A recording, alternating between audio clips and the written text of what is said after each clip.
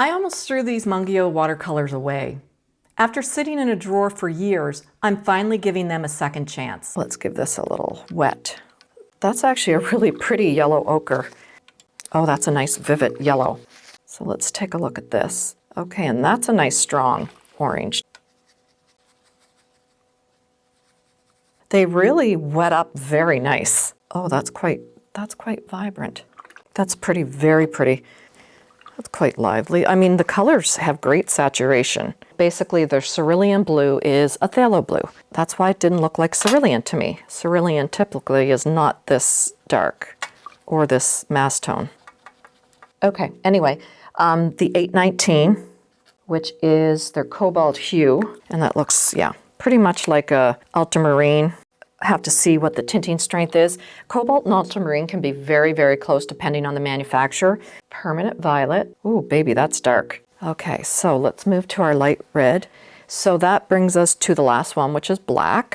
Those are some really nice colors. We are going to do some fun practice with leaves with the Mungyo paints. This is a Winsor Newton Sceptre brush. It has synthetic and sable. It makes a big difference what you're using when you hold paint and do leaves. A synthetic with a sable mix will hold a lot more water and paint than just a synthetic. Okay, so let's just practice by doing a test leaf. Make sure you can see me. So we're going to start just touching the tip. Then we're going to press down and we're going to pull and we're going to slowly, and practice this slow on a piece of paper first. And we're going to slowly pull it out. So see how that's a natural leaf shape? This is a full synthetic. So start small, get big. Okay, you might want to just blend that back down so you don't end up with a background. So that is a mix. That is a synthetic. And a squirrel is probably one of the most absorbent brushes. This is a Winsor Newton. It's a pure squirrel. This is a small brush. Let's hold that down. Let's pull that, pull it, pull it, pull it, pull it, pull it. Look at how much I painted with that little brush. And you know what? It could keep going. Look, do you see? Look at the paint that holds. Amazing, isn't it? This little tiny brush. So it's good to get to know your brushes and what they can do. Not everybody wants to use animal brushes. And if you're going to use a synthetic brush, try using like a synthetic squirrel. Let's try to make a little branch. Let's go. There's your stem. And then we're going to have a big long leaf at the top. Maybe this one's closer. It's kind of in behind. So see, that held quite a bit. And this is a Princeton Neptune. It's a synthetic squirrel. Okay, so let's try. And I have to say, these paints are actually quite nice. I'm kind of glad I came back to them. They've been sitting in my drawer. And why? I mean, I paid for them. This is going to be my year, guys. Oh, we got a little background there, but doesn't matter. This is going to be the year that I'm going to try and use up what I have. And this paper is cheap paper, so we're still kind of fighting against the quick drying. And that's part of the problem when you work in a sketchbook. Unless you have a really good one that has 100% cotton in it, you're going to have things that you have to fight against. Okay, so let's see. We go this way and then this way.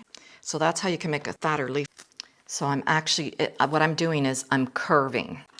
So my first one, I start light, press the belly, curve, and then back light again to the stem or out to the end. And then you can take a darker color and you're going to start light and you're going to press, and you can go the opposite way to make a big fat one, or you can go the same way to make it curve. This has a lot of water in it. So let's start this again. So curve, and then if I go the same way and I curve this way, oh, it helps if you run them together, right? So I have a thinner side. So if I go thick curve, and I go same spot, but I curve the other way, you can even leave a little line and try to go with the shape, because if you try to do it by hand without that flow, see that flow? You're going to get a shaky edge. So let's do this one like that. And let's come here and we'll do that one. And you probably will get some backgrounds, but that's okay. Could maybe put it up the middle. You could drop some in. I see a cat here. Okay, so I've got there we go. I think these would be awesome with pen and ink. Okay, so, okay, let's leave that open. Just gonna take some of that water out. So let's just start with a little So just a little ferny type of leaf is going to be thicker through the belly, almost like our brush. Not much, a little. That might have been a little too much, but that's okay.